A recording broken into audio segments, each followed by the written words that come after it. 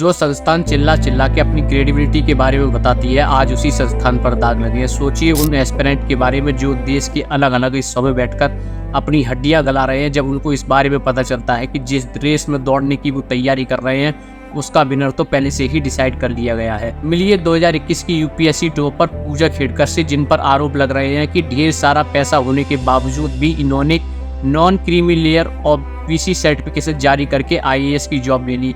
अब मुझे तो ये समझ नहीं आ रहा कि जो संस्थान डॉक्यूमेंट वेरिफिकेशन करती है, बैकग्राउंड वेरिफिकेशन करती है, वो क्या कर रही थी। मतलब मजाक चल रहा है। अभी आपको पता चलेगा कि मैं जिस प्रॉपर्टी की और जिन ढेर सारे पैसों की बात कर रहा हूँ वो पैसे कितने हो सकते हैं। पूजा खेड़कर ने एक यूपीएससी के मॉक इंटरव्यू में बताया कि उनकी जीरो इनकम है। अगर सोचने वाली बात तो ये है कि अगर उनकी जीरो इनकम है तो उनके पास पर्सनलाइज ऑडी कहाँ से आई, जबकि DOPT department of personal training जो कि ऑफिसर्स को ट्रेनिंग देता है, उनकी वेबसाइट पर अगर आप जाके देखोगे तो डीओपीटी ने खुद डिक्लेयर कर रखा है कि पूजा खेड़कर के परिवार के पास करोड़ों रुपए की संपत्ति है, जिससे वो 40 लाख रुपए से भी ज्यादा सालाना कमा रहे हैं। और सबसे बड़ी दिक्कत तो तब हो गई जब डीओपीटी को ये बात पता चली कि उनकी इनकम 40 लाख रुपए सालाना है, उसके बावजूद भी उन्होंने नॉन क्रीमी लेयर सर्टिफिकेशन कैसे जारी कर दिया।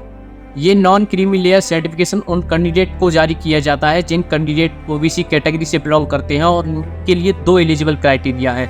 अगर आपके माँ बाप किसी भी सेंट्रल सर्विस में ग्रुप ए या ग्रुप बी की जॉब नहीं करते हैं, और अगर आपकी सालाना इनकम 8 लाख रुपए से कम है, तो उस केस में आपको नॉन क्रीमी लेयर सर्टिफिकेशन जारी किया जाएगा और आप ओबीसी रिजर्वेशन के हकदार होंगे। सबसे ताज्जुब वाली बात है कि पूजा खेड़कर के पिताजी एक रिटायर्ड आईएएस ऑफिसर है जो करंट में लोकसभा चुनाव भी लड़ी थे। उनकी माता एक गांव में सरपंच है, जबकि पूजा खेड़कर फर्स्ट अटेम्प्ट में आईआरएस में सेलेक्ट हो चुकी है। इसके बावजूद भी उनकी इनकम जीरो कैसे हो सकती है। यूपीएससी के एग्जाम में पूजा खेड़कर की 821 रैंक आई थी। अगर आप ओबीसी कैटेगरी से हैं और आपकी 821 रैंक है तो आप कैसे भी आईएएस के लिए एलिजिबल नहीं हो सकते। लेकिन पूजा खेड़कर ने इस एग्जाम में 2 रिजर्वेशन के साथ दिया था, पहला ओबीसी रिजर्वेशन और दूसरा personalised with benchmark disability category के साथ। और सबसे गौर करने वाली बात है कि इस डिसेबिलिटी में सबसे हाईएस्ट डिसेबिलिटी का रिजर्वेशन उनको दिया गया था।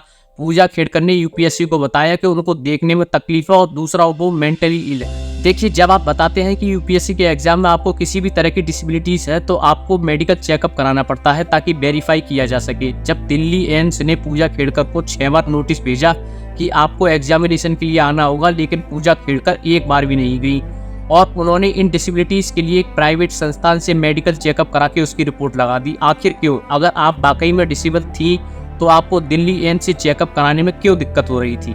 देखिए, पूजा खेड़कर को अपना रौला जमाने का इतना शौक था। जब वह मसूरी से ट्रेनिंग करके ग्राउंड पर ट्रेनिंग करने के लिए आ रही थी तो उन्होंने अपनी पर्सनलाइज्ड डिमांड रखना शुरू कर दिया, और वो जो गाड़ी इस्तेमाल कर रही थी वो एक वीआईपी नंबर की ऑडी पर्सनलाइज्ड कार थी जिस पर लिखा हुआ था महाराष्ट्र सरकार, और जो एक वीआईपी नंबर था। और इसी गाड़ी पर वह लाल बत्ती लगा कर रखा करती थी, जिसके लिए पुणे पुलिस ने उनके खिलाफ एक चालान भी इशू किया था। जबकि कोई भी ऑफिसर जो ट्रेनिंग के फर्स्ट फेज में होता है उनको इतनी सारी फैसिलिटीज नहीं दी जाती। और इसी ट्रेनिंग के दौरान उन्होंने डीसीपी ऑफिसर विवेक पंसारी को फोन करके बोला कि उन्होंने जिस चोर को पकड़ रखा है उसे जल्दी से छोड़ दे। वो बात अलग है कि महाराष्ट्र पुलिस उनके दबाव में नहीं आई और उसे नहीं छोड़ा गया।